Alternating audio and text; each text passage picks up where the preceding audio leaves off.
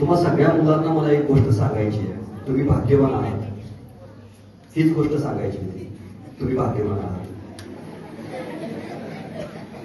का भाग्यवान आहात हे आत्ता सांगायचंय मला. कारण खूप वर्षानंतर तालुक्याच्या विज्ञान प्रदर्शनाच्या निमित्तानं आपल्या जिल्ह्याचे शिक्षण खात्याचे प्रमुख आपल्या सोबत आहेत. एका टाळ्यावर म्हणून तुम्ही भाग्यवान आहात.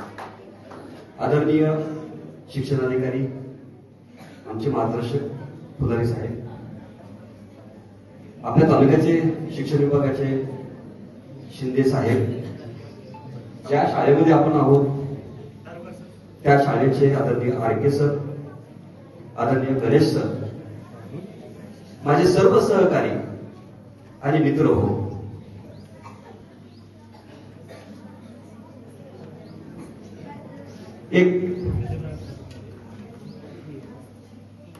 एका विद्यार्थी वेगवेगळ्या ठिकाणून या ठिकाणी आले आहेत, त्यांच्या शिक्षकांच्या सोबत आले आहेत, पालकांनी त्यांना पाठवलंय, माझं लेकरू तालुक्याला जातंय, काहीतरी विज्ञानामध्ये सहभागी होतंय आणि त्याला तिथं काहीतरी सांगायचंय, यासाठी तो जातोय. कल्पना करा आई आणि वडिलांना आपल्या किती आनंद आणि अभिमान वाटला असेल की माझा मुलगा पहिल्यांदा तालुक्याच्या ठिकाणी जातोय, सहभागी होतोय. आम्हाला सुद्धा खूप आनंद वाटला की इतके मोठे विद्यार्थी एकाच वेळेला या ठिकाणी सगळेजण आलेत, वेगवेगळे प्रयोग घेऊन आलेत. आम्हाला ते प्रयोग पाहताना आणि तुमचे बोबडे बोल ऐकताना, तुमचं जे काही रागीवपणा सांगणं होतं ते ऐकताना प्रचंड आनंद आणि अभिमान वाटत होता. तुमच्यासारखाच एक 7वीचा मुलगा, खरं तर ओंकार त्याचं नाव, त्यानं पाहिलं आईला कांदा कापताना. काय होतं आईच्या कांदा कापताना? आपण सगळ्यांनीच पाहिलंय. पण ओंकारने फक्त एवढं पाहिलंच नाही, ओंकारला वाटलं की आईच्या डोळ्यातलं पाणी कांदा कापताना जे येतंय ते थांबलं पाहिजे, मला काहीतरी केलं पाहिजे. ओंकारने असा चाकू तयार केला की त्याने किती पण कांदे कापले तर आईच्या डोळ्यात पाणी येत नाही. त्याला स्मार्ट चाकू म्हणून त्याने नाव दिलं. आम्ही सगळ्यांनी तो कांदा कापून पाहिला, पण आमच्या पण डोळ्यात पाणी नाही आलं.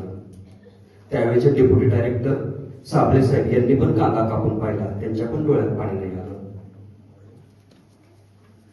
महाराष्ट्रामधून 22 प्रयोगांची निवड करायची होती. त्या 22 प्रयोगामध्ये ओंकारच्या त्या स्मार्ट चाकूची निवड झाली.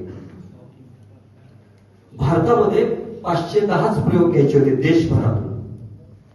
देशभरातून 510 घ्यायचे होते. आता बघा, एका तालुक्यात एवढे प्रयोग येतात, यातले फक्त 22 निवडायचे, आणि एका राज्यात एवढे प्रयोग येतात, त्यातले फक्त 510 निवडायचे. त्या 510 मध्ये पण ओंकारचा नंबर लागला दिल्लीला.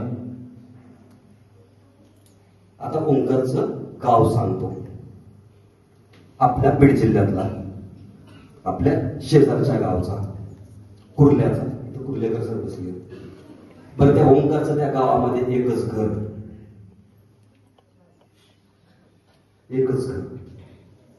तिथे त्या 510 माणसांची प्रयोग मांडली होती. जो प्रयोग पाहिला तर आपल्या देशाचे सर्व उच्च पदस्थ अधिकारी, आपल्या संसदेमध्ये बसलेले अनेक माणसं, अनेक मोठे नेते ते प्रयोग पाहायला आले होते. त्यांची भाषणे वगैरे. Department of science and technology, विज्ञान आणि तंत्रज्ञानाचा जे आपल्या भारताचा सगळा विभाग आहे, त्यांनी ते आयोजित केलेलं होतं. त्या 510 मधून सुपर 60 काढायचे होते.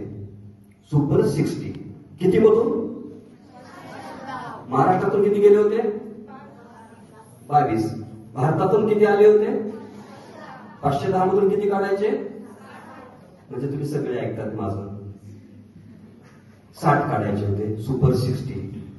मित्रांनो, ओंकारचा नंबर लागला बरं का 60 मध्ये. सुपर 60 मध्ये ओंकारचा नंबर लागला आणि जपान सरकारने या 60 विद्यार्थ्यांसोबत ओंकारला सुद्धा 10 दिवस टोकियोला येण्यासाठीची पैशाची तरतूद पण केली. जपानच्या सरकारने या 60 विद्यार्थ्यांना टोकियोला येऊन आपलं सगळं प्रदर्शन दर्शन दाखवण्यासाठीची सुविधा दिली. त्यांचा खर्च सगळा टोकियोने केला, जपानने केला. ओंकार जपानला जाऊन आला. ओंकार जपानला जाऊन आला. आणि मित्र हो, तुम्हाला यापुढची गोष्ट सांगायला मला आवडेल आणि तुम्हालाही ती ऐकल्यानंतर नक्कीच अभिमान वाटेल त्या ओंकारचा, जो तुम्ही पाहिलेला नाही पण त्याची ओळख त्याच्या कामातून तुमच्या समोर उभा राहते. त्या ओळखीला तुम्ही मनातून सलाम कराल. कारण आपल्या याच डिपार्टमेंट ऑफ सायन्स अँड टेक्नॉलॉजीनं त्याच्या पेटंटचं रजिस्ट्रेशन पण केलेलं आहे. म्हणजे त्याला त्याचा आता यापुढेचे सगळे हक्क, त्या शोधाचे हक्क त्याच्याकडे असणार आहेत. आणि त्या लावलेल्या शोधाचं अनेक महिलांच्या आणि प्रत्येक व्यक्तीच्या डोळ्यातलं पाणी पुसण्याचं काम, पाणी येणारच नाही याचं काम त्या ओंकारने केलं. यासाठी सगळा समाज त्याला हयात लक्षात ठेवणार आहे. सगळी मानवजात त्याला लक्षात ठेवणार आहे. विज्ञान शोध लावलं आणि तंत्रज्ञान ते लावलेला शोध घरापर्यंत घेऊन येतो, मानवापर्यंत घेऊन येतो. मानवाच्या दुःखाला दूर करण्यासाठी, मानवाचं जीवन अधिक सुसह्य करण्यासाठी, सोपं करण्यासाठी, आनंददायी करण्यासाठी आपण सगळे प्रयत्न करतो. आपणही असाच विचार केला पाहिजे की आपण या सगळ्या प्रयोगामधून मानवाची काय सेवा करू शकतो, काय त्याचं भलं करू शकतो, यासाठी आपल्याला काम करता येईल. त्या कामासाठी तुम्हाला, तुमच्या शिक्षकांना मनापासून शुभेच्छा. साहेब यावर्षी साहेब प्रकाश कदम नावाचे आमचे एक पालक आहेत आणि जिल्हा परिषदच्या शाळेमध्ये शिकणाऱ्या आमच्या त्या प्रकाश कदमांच्या विद्यार्थ्यांचं यावर्षी एम्स ऋषिकेशला नंबर लागलेला आहे.